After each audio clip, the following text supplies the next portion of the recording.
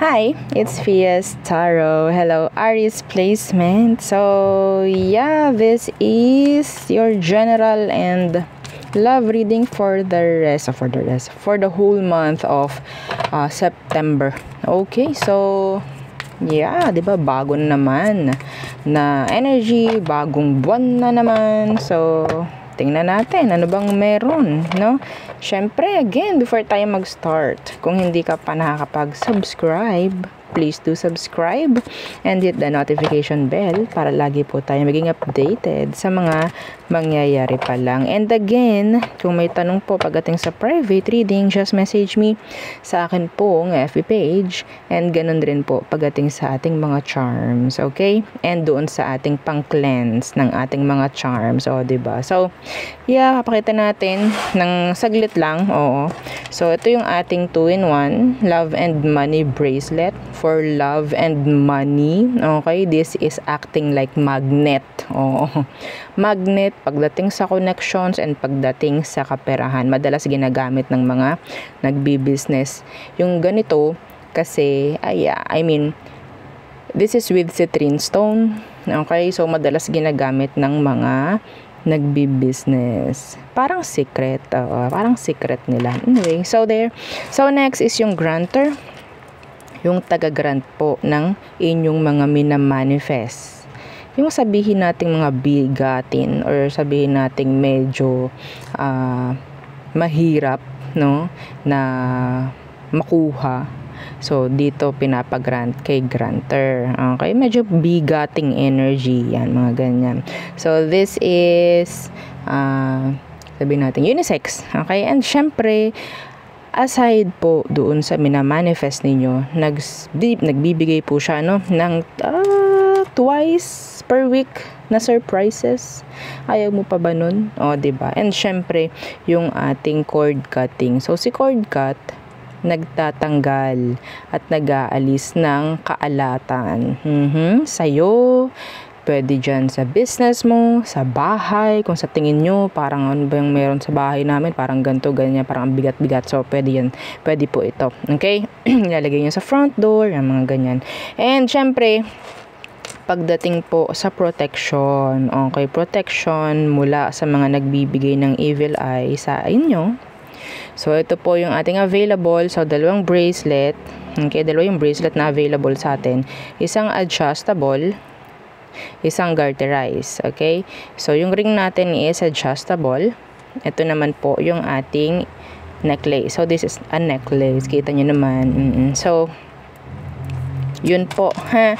And yung ating pang-cleanse, ang laman niya ay white sage and selenite crystal. So, ginagamit po siya pang recharge ng mga charms. Okay? And pang energize, or sabihin natin pang cleanse nga, no? Yung isa naman, yung white sage. So, kung may iba pang tanong, okay, message na lang po, no? So, para mas madali, para kayo ay masagot. Anyway, so what's for you, Aries placements? May angel number ka, 333. Angel number 333. So, what's for you? Okay, ngayong buwan ng September, Aries, in general muna, and then punta tayo sa person. Okay, so in general, what's for you? In general, anong meron sa mga Aries? Anong kailangan mong i-expect? So, pwedeng gabay, pwedeng prediction, mensahe ang ating makuha. Okay, so first is death in reversed. Okay, so meaning to say, it's like an energy of a cycle or a routine. Parang ganyan, paulit-ulit. You're like in a loop. Yeah, the world. So, needs changes. Okay, needs changes. Kumusta ang pamemera ng iba? Parang may problema. Okay, so kung ano man po, no, yung meron na energy nitong nakaraan pagdating sa pamamera, pwedeng madadala pa rin hanggang September. So, kung gusto niyo may mangyaring pagbabago, baguhin nyo, no? Gumawa kayo ng ibang way or another source of income if ever this is talking about your your kaperahan. Pero in general, this is changes na po na kailangan mangyari kasi andito yung routine, nandito yung cycle. Death in reversed. Yeah, the sun in reverse. So medyo, yeah, and the moon in reverse. Para siyang fluctuating, no? Okay, so maybe up, down, up, down, up, down. Parang ganun yung energies. Okay? So magkaroon kayo ng goal, parang ganyan. Kung ano man. Okay? So what else? For Aries. Some of you, may travel ako nakikita rito. Travel like abroad. Okay? Travel abroad. That's not for all. Pero may nakita akong ganun. 10 of Cups. The 7 of Swords. Issue, family issue. Anong meron dyan? Anong mangyayari? So, may tinutukoy ditong issue pagdating po sa pamilya. So, anong mangyayari? Anong magiging ganap? Tingnan natin. Okay, so, nandyan pa rin. No, the issue. My gosh. Kasi po pwedeng hindi na-address or hindi napapag-usapan. Parang lagi lang. Ay, may naririnig ako parang naninilip or yeah, the Emperor parang lagi na lang ditong parang merong nasusunod or what. Okay?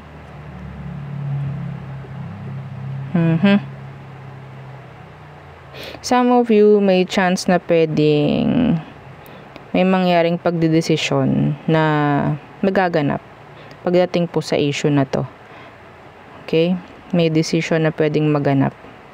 Kung ito po ang tinutukoy dito ay third party connection, hindi po mapapatid, no, or mag-e-end ang issue kung hindi po mangyayari yung decision. Okay, sana may mangyari ng pagpili if ever. So what else for Aries? What else? So, kaunting lang, hapyaw-hapyaw lang na energy ngayong September. 10 of Wands. Responsibilities, work. Okay, ano tong 10 of Wands? The 9 of Pentacles. This is nice. This is nice. So, another 10. Humahanap ako ng isa pa na 10. So, ito na binigay. So, this is acceptance, completion. Okay, mga ganyang energy. So, you have another angel number 10, 10, 10. Okay, so, some of you, I'm hearing elevation pagdating po sa kung ano man. Kasi, ito po something na pwedeng pinagbigyan nyo ng focus nitong mga nakaraan. Okay, merong mabibigyan ng promotion, yung iba sa inyo. We have here the 9 of Pentacles. Okay? So, all in all, kung ano po yung mga parang talagang binigyang pansin ninyo, pinagtrabahuhan ninyo nitong mga nakaraan, may magandang ganap na pwedeng mangyari this September. It's like magandang bunga. Okay? The 9 of Pentacles. Talking about money. Okay? Some of you, pwedeng magkaroon ng side hustles, mga ganyan. Another source of income if ever. Okay. Some of you, I'm hearing a message here. Okay, yung ibang single dyan. People see you na parang ikaw ay sabihin nating guarded, mahirap lapitan. I think, yun ang tingin mahirap lapitan. Meron pa ditong energy na, I don't know, they felt something like, intimidate. Okay, na-intimidate sila sa'yo. Yeah, the Lovers Universe. Some of you, you're single. Medyo mahirap po makakita ng totoong connection this September. Okay, magstay ka pa rin na single year. Pero may money. Anong gusto mo? Oo, parang hindi mo pwedeng makuha yung both, the best of both worlds this September. Parang, okay, money na lang. No, di ba? Parang ganyan. Yeah, oo. So,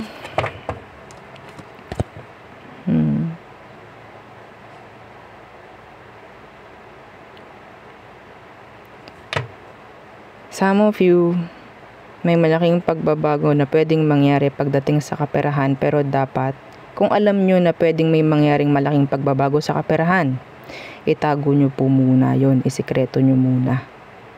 Kailangan yung isikreto. Okay? Ayaw nating masasabotahe yung energy na yon. Kung alam ninyo na may magbabago pagdating sa inyong kaperahan ngayong September, mas magandang itago nyo na lang muna. Huwag nyo munang i-share. Oo, nakakagalak di ba? Uy, meron akong ganito, ganyan. Iwasan nyo muna, please. Iwasan nyo muna. Okay? Hindi natin alam kung totoo bang masasayahan sila, masisiyahan sila sa maririnig nila sa inyo, or maiinggit, or what. Okay? Ikaw, masaya ka kasi sinabi mo, masaya ka kaya sinabi mo. Siyempre, you're expressing, diba? Pero, mas maganda,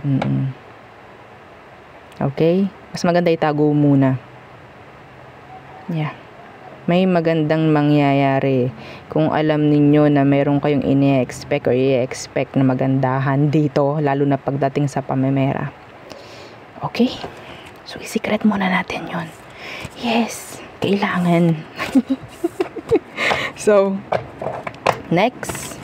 So, tayo tumungo na po sa inyong person. So, what you need to know, what you need to expect pagdating sa person na nasa isip ninyo ngayon by the month of September.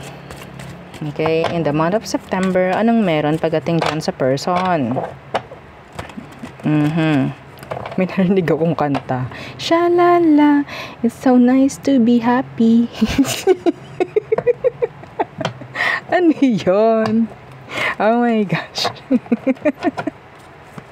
Ang aga. Anong kanta yun? Siguro, no? Sana naman napakagaan lang ng energy pagdating sa love, no? Ng mga Aries ngayong September. So, who is this Aries? Who is this? Who's this person? Wow. The Four of Wands. Wow. Some of them, they're stable. Okay. You found maybe a strong connection with this person. Some of you, asawa mo to, pwedeng kasal kayo, mga ganyang bagay. Okay. So, what's with that Four of Wands?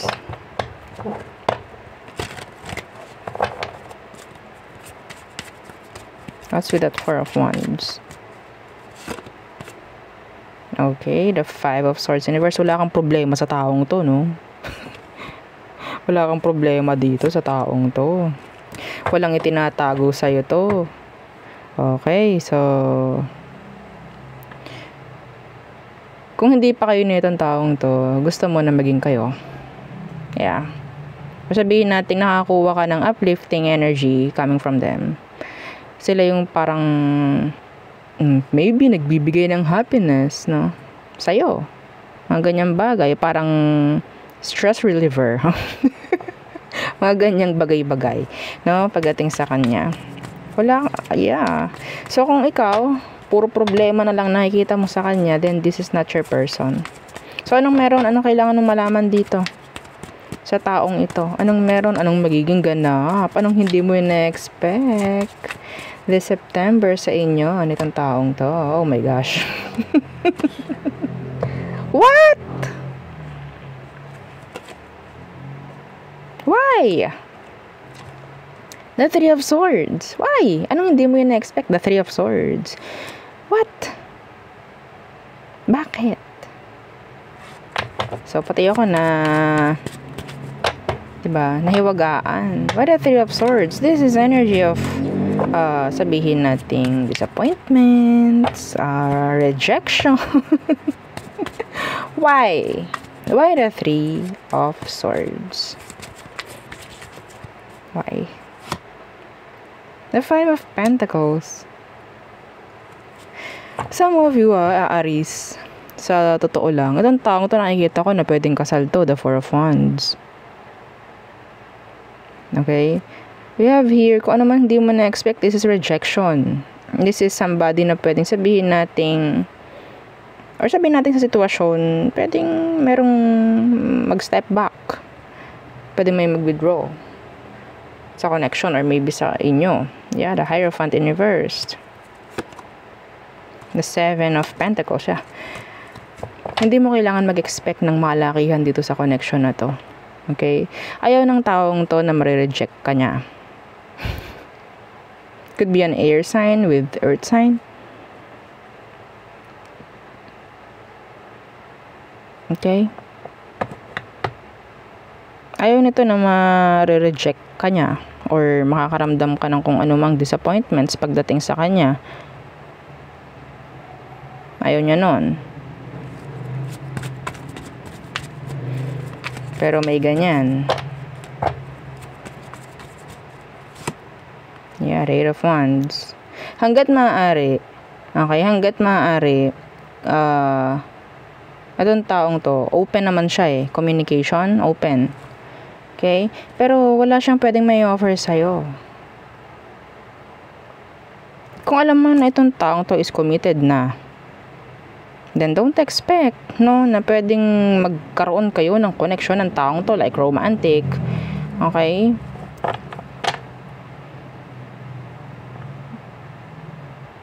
Yeah. Kasi, andun yung boundaries, nandun yung limits. Yeah. Ayaw nito na makakasakit, sa totoo lang.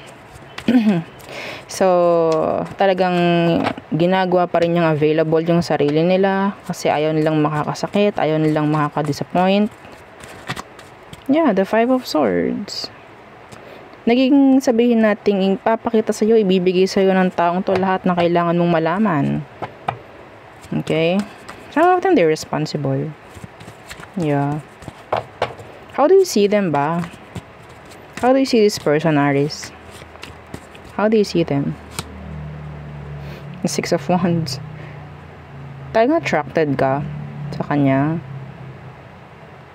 You want something good with this person. Merong Queen of Pentacles in reverse here. They're not available. They're not. Yeah.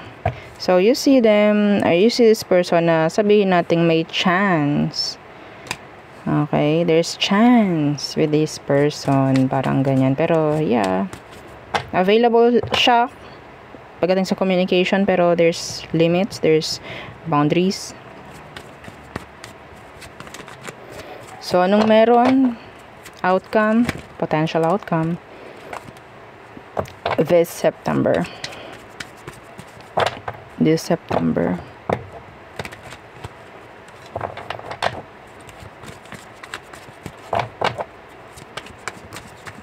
Okay. Temperance. So, this is balance. Respect. Nandyan rin. Energy ng iwasan din natin dito, no? Yung sabihin natin,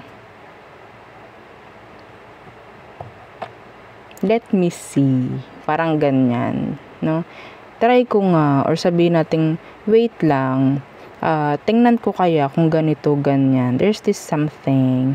Avoid ninyo na sabihin natin gumawa ng mga kuro-kuro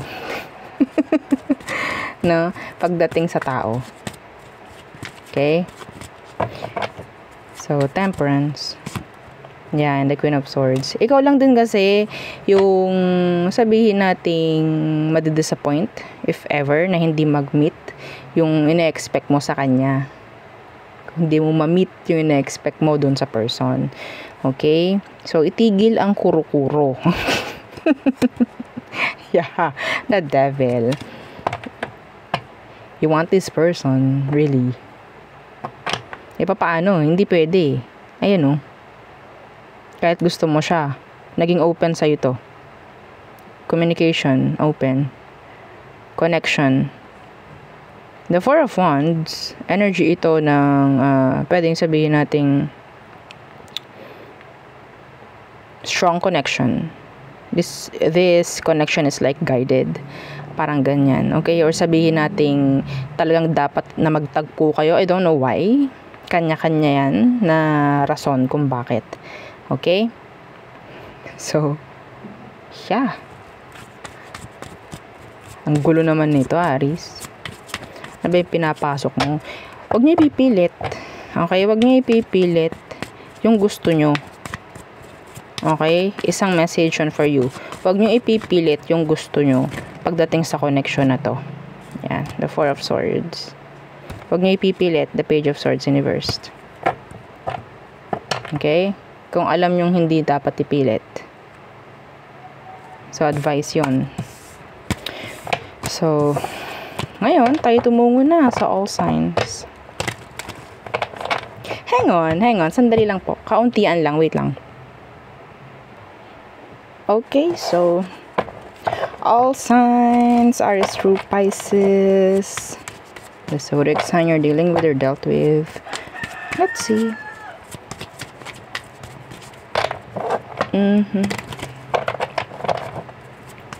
Okay, Aries. Decisions, avoiding, or maybe you have to avoid something or have to avoid somebody, Aries. Okay. So, Taurus. They want clarity. They want answers. They're detached. Some of them. Si Taurus, detached. Emotionally distant. So, Gemini. No plans. Wow, tilawak naman yung manok. So, Cancer. All about drama. Have a lot of issue. Have a lot of drama. Okay, so Leo. Si Leo parang hindi pa rin, tapos. Okay, there's this energy of a return. Okay. Virgo. Emotionally hindi available si Virgo. They're silent. Libra, the manipulator. Or maybe you can't control this Libra. Okay. So, Scorpio, they need you. Some of them, they love the FUCK. The Scorpio, they love that. They want to make it with you. So, Sagittarius. They're guarded. They're avoiding you. Maybe they're hiding. They're hiding something. Capricorn.